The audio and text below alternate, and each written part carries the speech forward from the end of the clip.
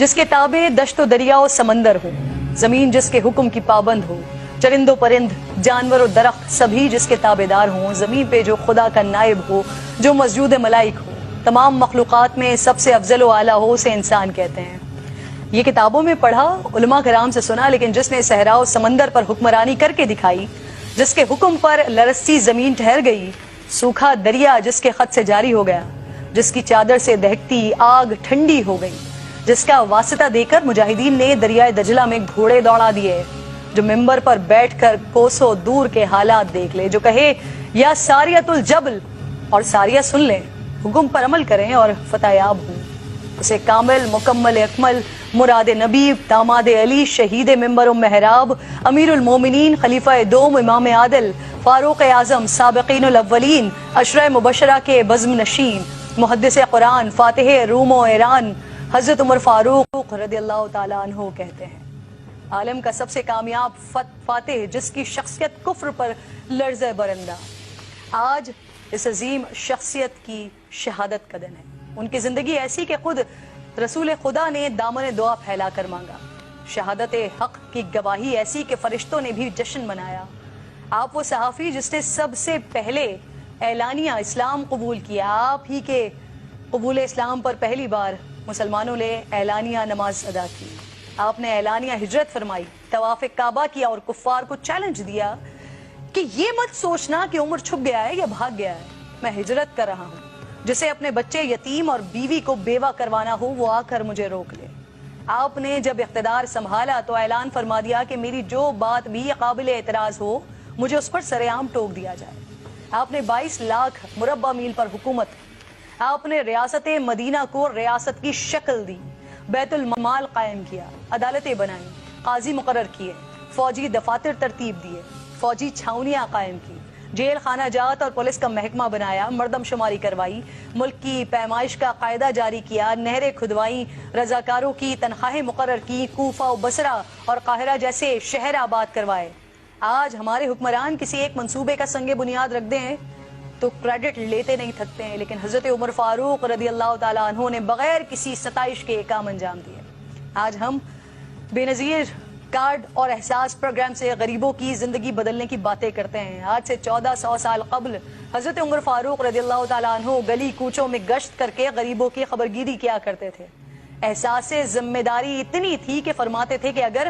فرات کے کنارے کتا بھی پیاس سے مر جائے تو اس کی جواب دہی مجھ سے ہوگی۔ آج توشہ خانہ اور لندن کی منی ٹریل مانگنے پر حکمران غصے میں آ جاتے ہیں، اس کو سیاسی انتقام قرار دیتے ہیں، لیکن دور عمر فاروق رضی اللہ تعالیٰ عنہ میں سب مسلمانوں میں بیت المال کا کپڑا تقسیم کیا گیا۔ کپڑا اتنا تھا اس سے طویل القامت شخص کا کرتا نہیں بن سکتا تھا، اور حضرت عمر فاروق رضی اللہ تعالیٰ عنہ دراز قد تھے۔ جب لوگوں نے حضرت عمر فاروق رضی اللہ تعالیٰ عنہ کو اسی کپڑے کا کرتا پہنے ہوئے دیکھا تو کھڑے ہو گئے اور سوالات شروع کر دیے۔ ایسے میں آپ کے صاحبزادے آگے بڑھے اور وضاحت دی کہ میں نے اپنے حصے کا کپڑا اپنے والد کو دیا ہے تو ان کا کرتا بنا ہے۔ وقت کے خلیفہ نے وضاحت پیش کی، لیکن آج اگر ہمارے حکمرانوں سے سوال ہو جائے تو کہتے ہیں پوچھنے والے کی ہمت کیسے ہوئی، پتھراؤ کروا دیتے ہیں، اداروں پر ڈنڈے چلوا دیتے ہیں۔ حضرت عمر فاروق رضی اللہ تعالیٰ عنہ سیاست، امامت، فوجی قیادت کے ہی ماہر نہیں تھے، بلکہ اللہ تعالیٰ نے آپ کے سینے کو نور سے بھر دیا تھا۔ کئی مواقع پر حضور نبی کریم صلی اللہ علیہ وآلہ وسلم آپ سے مشورہ مانگا کرتے تھے، جو مشورہ سیدنا عمر فاروق رضی اللہ تعالیٰ عنہ نے دیا، قرآن کریم کی آیت مبارکہ اسی کی تائید میں نازل ہوئی۔ ازواج مطہرات کے پردے، قیدیان بدر، مقام ابراہیم پر نماز، حرمت شراب، کسی کے گھر میں داخلے سے پہلے اجازت، تطہیر سید عائشہ فاطمہ عائشہ رضی اللہ تعالیٰ عنہا جیسے اہم معاملات میں سیدنا عمر کی رائے، مشورے اور سوچ کے موافق قرآن کریم کی آیات نازل ہوئی۔ علماء و فقہا کے مطابق تقریباً 25 آیت قرآنی ایسی ہیں جو براہ راست فاروق اعظم کی تائید میں نازل ہوئی ہیں۔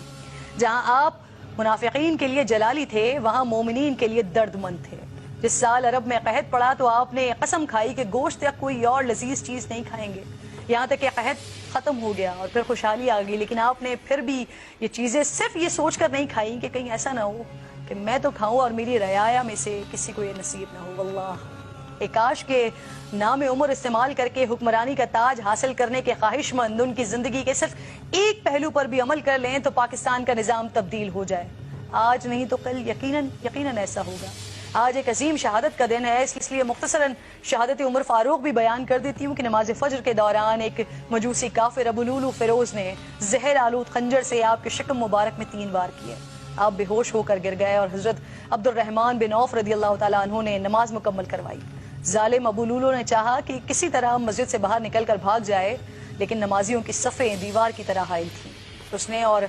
صحابیوں کو زخمی کرنا شروع کر دیا۔ 13 صحابی زخمی ہوئے، جن میں سے 7 شہید ہو گئے۔ اتنے میں نماز ختم ہو گئی اور ابو لولو پکڑا گیا۔ جب اس نے دیکھا کہ میں گرفتار ہو گیا تو اسی خنجر سے اس نے اپنے آپ کو بھی ہلاک کر لیا۔ اور اس کے بعد جو حضرت عمر فاروق رضی اللہ تعالیٰ عنہ نے صحابہ کرام سے گفتگو کی اور جس طرح سے وہ پریشان تھے، جس طرح سے وہ رو رہے تھے کہ جب وہ اللہ رب الجلال کے حضور حاضر ہوں گے تو وہ کیا جواب دیں گے اپنی رعایا کے لیے، یہ بھی ایک اپنی تاریخ کا بہت بڑا واقعہ ہے۔